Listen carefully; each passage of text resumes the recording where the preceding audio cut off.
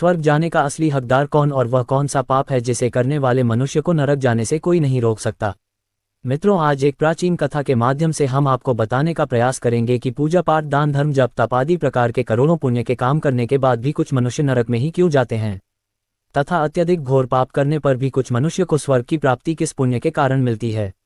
ऐसा वह कौन सा पुण्य है जो मनुष्य के करोड़ों पापों का नाश करता है, और ऐसा वह कौन सा पाप है जो उसके करोड़ों पुण्यम को नष्ट कर डालता है। तो चलिए दोस्तों, बिना देरी किए शुरू करते हैं। मित्रों, यदि आप एक सच्चे सनातनी हैं और भगवान श्री राम में अटूट आस्था रखते हैं तो अभी इस वीडियो को लाइक करके चैनल को सब्सक्राइब करें और कमेंट में जय श्री राम लिखकर अपना समर्थन दिखाएं। मित्रों, एक बार नारद जी ने भगवान विष्णु को प्रणाम किया और बोले, हे प्रभु, मैं यमपुरी की यात्रा करके आ रहा हूँ। वहाँ मैंने एक अद्भुत घटना देखी जो मेरी समझ से परे है। मैंने देखा कि कुछ पुण्यात्माएं नरक में जा रही थी जबकि कुछ पापी स्वर्ग में। ये देखकर मुझे बड़ा आश्चर्य हुआ। कृपया मुझे ये बताइए कि कौन नरक जाता है और कौन स्वर्ग, और यह कैसे तय होता है। भगवान विष्णु ने नारद की बात सुनकर मुस्कुराते हुए कहा, देवर्षि, कई बार जो प्रकट रूप से पुण्य दिखते हैं वे भी पाप हो सकते हैं। इस विषय में एक प्राचीन कहा जाता है जो आज मैं आपको सुनाता हूँ। इस कथा को सुनकर आपको आपके सभी प्रश्नों के उत्तर मिल जाएंगे, इसीलिए आप इस कथा को ध्यान से पूरा अवश्य सुनिए। ये कथा अत्यंत ज्ञानवर्धक है। इस कथा में मनुष्यों द्वारा किए जाने वाले पाप और पुण्यम का वर्णन किया गया है तथा उसके आधार पर मिलने वाली सजाओं के बारे में बताया है। इसीलिए प्रत्येक मनुष्य को ये कथा ध्यानपूर्वक सुननी चाहिए। आधा अधूरा ज्ञान घातक होता है। इसीलिए दोस्तों, आप इस कथा को पूरा अवश्य सुनिए। एक बार की बात है, मध्य देश के एक नगर में एक ही समय पर 5 मनुष्यों की मृत्यु हो जाती है और वे सभी मृत्यु के पश्चात यमलोक में पहुंच जाते हैं। यमलोक पहुंचने पर वहां का दृश्य देखकर वे सभी भयभीत हो जाते हैं। उनका अंग अंग कांपने लगता है। यमलोक में विशालकाय आकार वाले यमराज सुवर्ण से बने सिंहासन पर विराजमान होते हैं। उनके पास चित्रगुप्त बैठे होते हैं जिनके पास सभी प्राणियों का लेखा जोखा रखा हुआ है। यम के दूत प्राणियों को आगे धकेल रहे होते हैं। कुछ मनुष्य जोर जोर से विलाप कर रहे होते हैं तो कुछ मनुष्य अत्यंत प्रसन्न होकर चल रहे होते हैं। स्वर्ग के द्वार से सुंदर प्रकाश दिखाई पड़ रहा होता है तो वही नरक के द्वार से धधकती हुई अग्नि की ज्वालाएं दिखाई पड़ रही होती है। इस भयानक दृश्य को देखकर वे पांचों एक दूसरे से बात करने लगते हैं और अपने अपने पाप के विषय में चर्चा कर रहे होते हैं। उन 5 में से 4 लोगों ने अपने जीवन में बहुत पाप कर्म किए हुए होते हैं और उन सभी को ये जान पड़ता है कि अब वे चारों ही नरक में ही जाने वाले हैं। उन चारों में एक चोर होता है, दूसरी वेश्या होती है, तीसरा विद्वान ब्राह्मण होता है, तो चौथा एक राजा का सैनिक होता है तथा 5वां एक धनवान किसान होता है। वे पांचों अपने अपने कर्म फलों को भुगतने के लिए तैयार होते हैं। फिर एक एक करके सभी पापी और पुण्य आत्माएं आगे चल रही होती हैं। वे चारों एक दूसरे के पाप कर्मों के बारे में बताने लगते हैं। सबसे पहले वह चोर बोलने लगता है। उसकी आवाज़ कांप रही थी और उसके चेहरे पर गहरा पछतावा था। उसने गहरी सांस लेते हुए कहा, भाइयों, मेरा नाम हरिदास है। मैं जानता हूं कि मैंने जीवन भर बहुत पाप किए हैं। मैंने दूसरों का धन चुराया, उन्हें तकलीफ दी और कभी कभी उनका जीवन भी बर्बाद किया। मैं जानता था कि जो मैं कर रहा हूं वह गलत है, लेकिन मेरे पास कोई विकल्प नहीं था। परिवार भूखा था, मेरे पास कोई काम नहीं था और हर कोई मुझे दुत्कारता ही था। मैंने चोरी से जो धन पाया उससे मैंने अपने परिवार का पेट भरा, पर अब मुझे इस बात का पछतावा है कि मैंने कितने लोगों को दुख पहुंचाया। अब यमराज मुझे दंड देंगे। मुझे डर है कि मुझे नरक की यातनाएं झेलनी पड़ेंगी। यह कहते हुए हरिदास की आंखों से आंसू बहने लगे। उसकी आवाज़ थरथरा लगी और उसका चेहरा अपराध बोध से भर गया। इसके बाद कमलिनी, जो एक वेश्या थी, अपनी व्यथा व्यक्त करने लगी। उसकी आवाज़ में भी दर्द और ग्लानि थी। उसने गहरी उदासी के साथ कहा, मेरा नाम कमलिनी है। मैं जानती हूं कि शास्त्रों के अनुसार जो स्त्री कई पुरुषों से संबंध बनाती है उसे नरक में भेजा जाता है, लेकिन मैंने ये सब जानबूझकर नहीं किया। जब मैं छोटी थी एक दुष्ट व्यक्ति ने मुझे जबरदस्ती उठाकर वेश्या बना दिया। मेरी इच्छा नहीं थी कि मैं ये जीवन जीऊं। मैं चाहती थी कि मैं किसी सम्मानजनक जीवन में होती, लेकिन मेरे पास कोई रास्ता नहीं था। मैंने ना चाहते हुए भी वह सब सहा जो मेरे साथ हुआ। अब मुझे नहीं पता कि मेरे इन पापों का क्या होगा। मुझे ये भी नहीं पता कि अगले जन्म में मुझे किस रूप में जन्म लेना पड़ेगा। मैं नरक जाने के लिए तैयार हूँ, क्योंकि मैंने जो कुछ किया उसकी कोई माफ़ी नहीं हो सकती। कमलिनी की आंखों से आंसू बहने लगे। उसकी आत्मा में गहरा दर्द था, मानो वह अपने पूरे जीवन का भार अपने कंधों पर महसूस कर रही हो। उसकी आंखों में वह पीड़ा झलक रही थी जिसे उसने सालों तक छुपाए रखा था। फिर सूर्यकेतु, जो राजा का सैनिक था, उसने बोलना शुरू किया। उसकी आवाज़ भारी और उदास थी, मानो उसे अपने जीवन के पापों का एहसास हो रहा हो।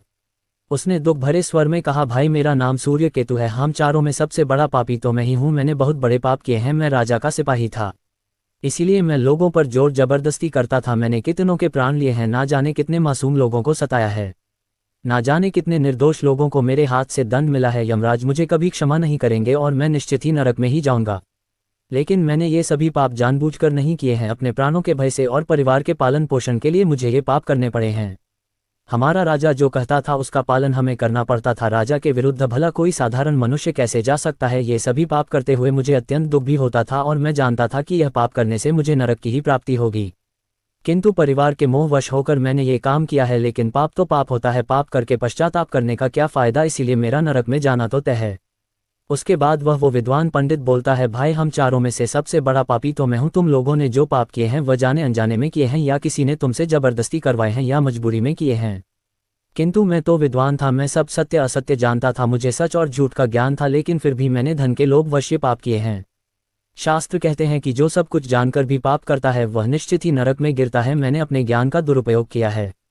मैंने अपने ज्ञान का उपयोग लोगों की सहायता के लिए नहीं बल्कि धन को कमाने के लिए किया है। मेरे घर की परिस्थिति अत्यंत गरीब थी। मेरे पिता भिक्षा मांगकर गुजारा करते थे, लेकिन मैंने अपने घर की गरीबी को दूर करने के लिए धन लेकर ज्ञान देने की चेष्टा की है। शास्त्र कहते हैं जो विद्वान ब्राह्मण अपने ज्ञान का दुरुपयोग करता है उसे निश्चित ही नरक में जाना पड़ता है। मैंने लोगों को ज्ञान देने के बदले में उनसे धन लिया है, कभी किसी को मुफ्त में ज्ञान नहीं दिया।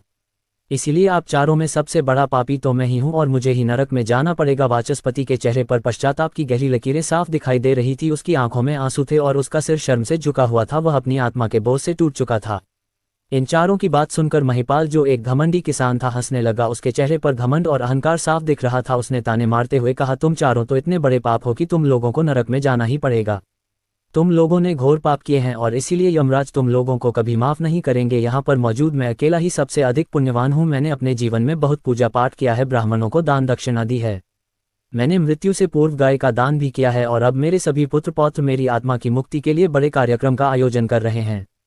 वे मेरे लिए श्राद्ध दान तर्पण कर रहे हैं, यज्ञ कर रहे हैं, इसीलिए मैं सबसे अधिक पुण्यवान हूँ। मेरी 3 पत्नियां और 10 पुत्र हैं। इतने लोग मेरी मुक्ति के लिए उपाय कर रहे हैं। और हाँ, मैंने अपने जीवन में कभी कोई पाप नहीं किया है और जाने अनजाने में किए भी होंगे तो मेरे पुत्रों के श्राद्ध आदि के कार्यों द्वारा मेरे पाप भी नष्ट हो जाएंगे। मैं नित्य देव पूजा करता था, मंदिर जाता था, पर आए अतिथियों को भोजन कराता था।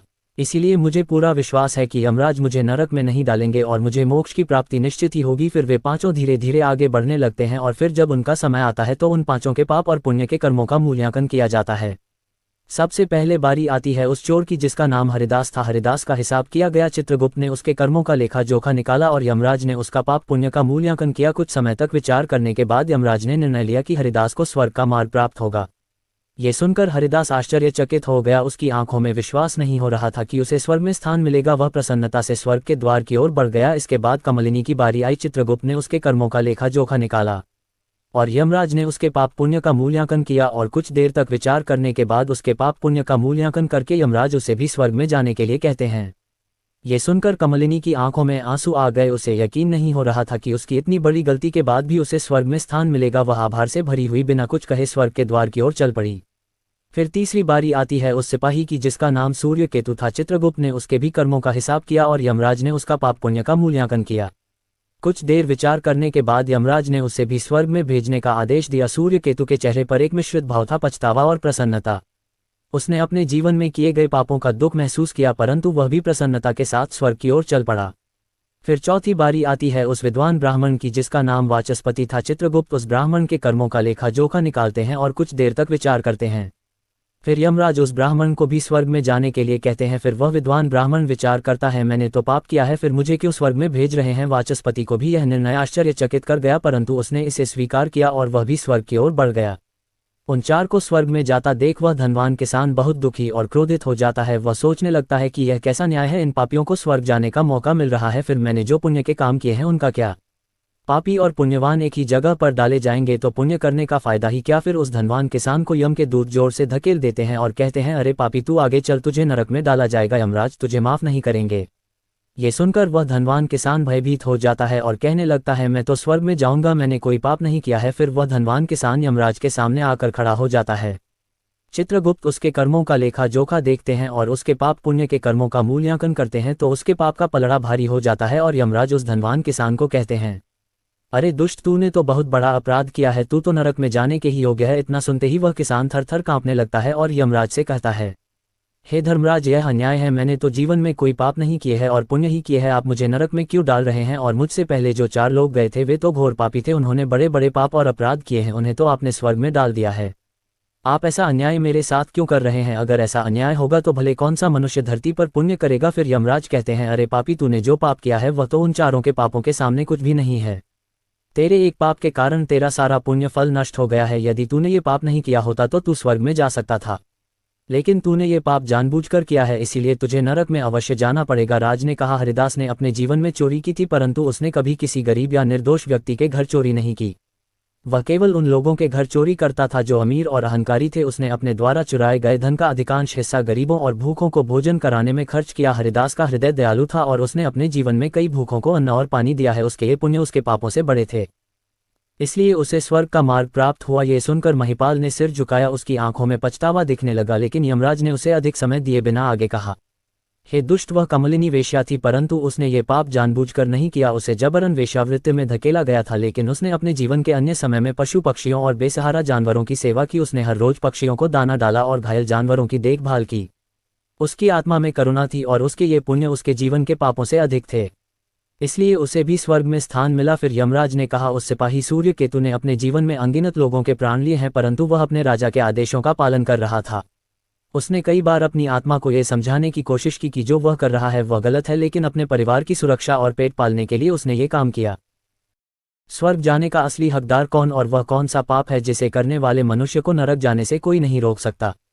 मित्रों, आज एक प्राचीन कथा के माध्यम से हम आपको बताने का प्रयास करेंगे कि पूजा पाठ, दान धर्म, जप तप आदि प्रकार के करोड़ों पुण्य के काम करने के बाद भी कुछ मनुष्य नरक में ही क्यों जाते हैं, तथा अत्यधिक घोर पाप करने पर भी कुछ मनुष्य को स्वर्ग की प्राप्ति किस पुण्य के कारण मिलती है। ऐसा वह कौन सा पुण्य है जो मनुष्य के करोड़ों पापों का नाश करता है, और ऐसा वह कौन सा पाप है जो उसके करोड़ों पुण्यम को नष्ट कर डालता है? तो चलिए दोस्तों, बिना देरी किए शुरू करते हैं। मित्रों, यदि आप एक सच्चे सनातनी हैं और भगवान श्री राम में अटूट आस्था रखते हैं तो अभी इस वीडियो को लाइक करके चैनल को सब्सक्राइब करें और कमेंट में जय श्री राम लिखकर अपना समर्थन दिखाएं। मित्रों, एक बार नारद जी ने भगवान विष्णु को प्रणाम किया और बोले, हे प्रभु, मैं यमपुरी की यात्रा करके आ रहा हूँ। वहाँ मैंने एक अद्भुत घटना देखी जो मेरी समझ से परे है। मैंने देखा कि कुछ पुण्यात्माएं नरक में जा रही थी जबकि कुछ पापी स्वर्ग में। ये देखकर मुझे बड़ा आश्चर्य हुआ। कृपया मुझे ये बताइए कि कौन नरक जाता है और कौन स्वर्ग, और यह कैसे तय होता है? भगवान विष्णु ने नारद की बात सुनकर मुस्कुराते हुए कहा, देवर्षि, कई बार जो प्रकट रूप से पुण्य दिखते हैं वे भी पाप हो सकते हैं। इस विषय में एक प्राचीन कहा जाता है जो आज मैं आपको सुनाता हूँ। इस कथा को सुनकर आपको आपके सभी प्रश्नों के उत्तर मिल जाएंगे, इसीलिए आप इस कथा को ध्यान से पूरा अवश्य सुनिए। ये कथा अत्यंत ज्ञानवर्धक है। इस कथा में मनुष्यों द्वारा किए जाने वाले पाप और पुण्यम का वर्णन किया गया है तथा उसके आधार पर मिलने वाली सजाओं के बारे में बताया है। इसीलिए प्रत्येक मनुष्य को ये कथा ध्यानपूर्वक सुननी चाहिए, आधा अधूरा ज्ञान घातक होता है। इसीलिए दोस्तों, आप इस कथा को पूरा अवश्य सुनिए।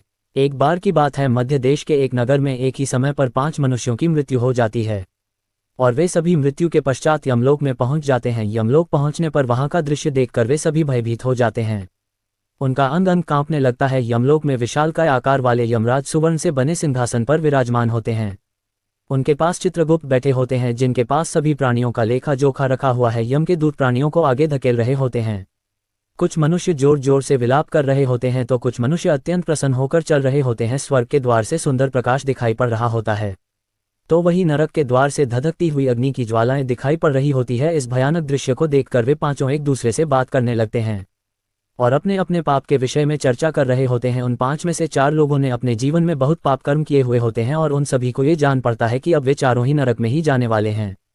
उन चारों में एक चोर होता है, दूसरी वेश्या होती है, तीसरा विद्वान ब्राह्मण होता है, तो चौथा एक राजा का सैनिक होता है तथा 5वां एक धनवान किसान होता है। वे पांचों अपने अपने कर्म फलों को भुगतने के लिए तैयार होते हैं। फिर एक एक करके सभी पापी और पुण्य आत्माएं आगे चल रही होती हैं। वे चारों एक दूसरे के पाप कर्मों के बारे में बताने लगते हैं। सबसे पहले वह चोर बोलने लगता है। उसकी आवाज़ कांप रही थी और उसके चेहरे पर गहरा पछतावा था। उसने गहरी सांस लेते हुए कहा, भाइयों, मेरा नाम हरिदास है। मैं जानता हूं कि मैंने जीवन भर बहुत पाप किए हैं। मैंने दूसरों का धन चुराया, उन्हें तकलीफ दी और कभी कभी उनका जीवन भी बर्बाद किया। मैं जानता था कि जो मैं कर रहा हूं वह गलत है, लेकिन मेरे पास कोई विकल्प नहीं था। परिवार भूखा था, मेरे पास कोई काम नहीं था और हर कोई मुझे दुत्कारता ही था।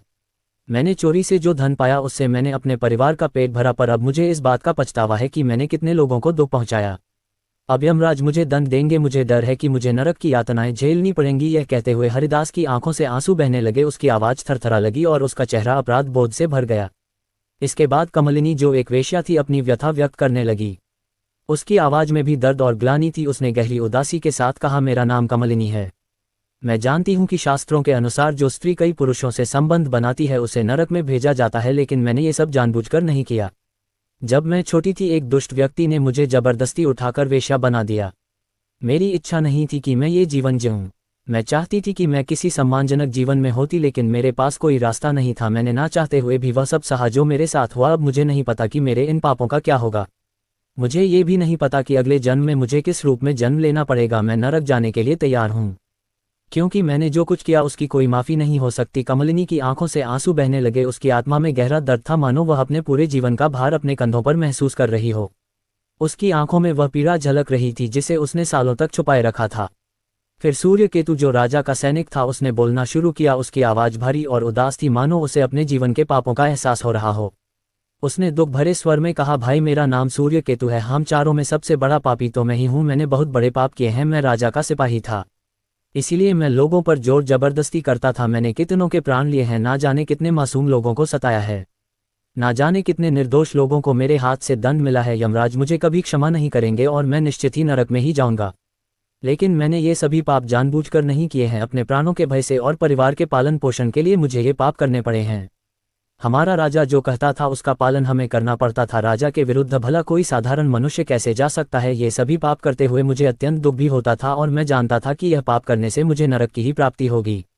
किंतु परिवार के मोहवश होकर मैंने ये काम किया है। लेकिन पाप तो पाप होता है, पाप करके पश्चाताप करने का क्या फ़ायदा। इसीलिए मेरा नरक में जाना तो तय है। उसके बाद वो विद्वान पंडित बोलता है, भाई, हम चारों में से सबसे बड़ा पापी तो मैं हूँ। तुम लोगों ने जो पाप किए हैं वह जाने अनजाने में किए हैं, या किसी ने तुमसे जबरदस्ती करवाए हैं, या मजबूरी में किए हैं। किंतु मैं तो विद्वान था, मैं सब सत्य असत्य जानता था। मुझे सच और झूठ का ज्ञान था, लेकिन फिर भी मैंने धन के लोभवश ये पाप किए हैं। शास्त्र कहते हैं कि जो सब कुछ जानकर भी पाप करता है वह निश्चित ही नरक में गिरता है। मैंने अपने ज्ञान का दुरुपयोग किया है। मैंने अपने ज्ञान का उपयोग लोगों की सहायता के लिए नहीं, बल्कि धन को कमाने के लिए किया है। मेरे घर की परिस्थिति अत्यंत गरीब थी। मेरे पिता भिक्षा मांगकर गुजारा करते थे, लेकिन मैंने अपने घर की गरीबी को दूर करने के लिए धन लेकर ज्ञान देने की चेष्टा की है।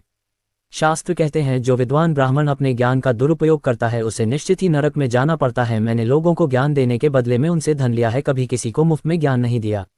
इसीलिए आप चारों में सबसे बड़ा पापी तो मैं ही हूँ और मुझे ही नरक में जाना पड़ेगा। वाचस्पति के चेहरे पर पश्चाताप की गहरी लकीरें साफ दिखाई दे रही थी। उसकी आंखों में आंसू थे और उसका सिर शर्म से झुका हुआ था। वह अपनी आत्मा के बोझ से टूट चुका था।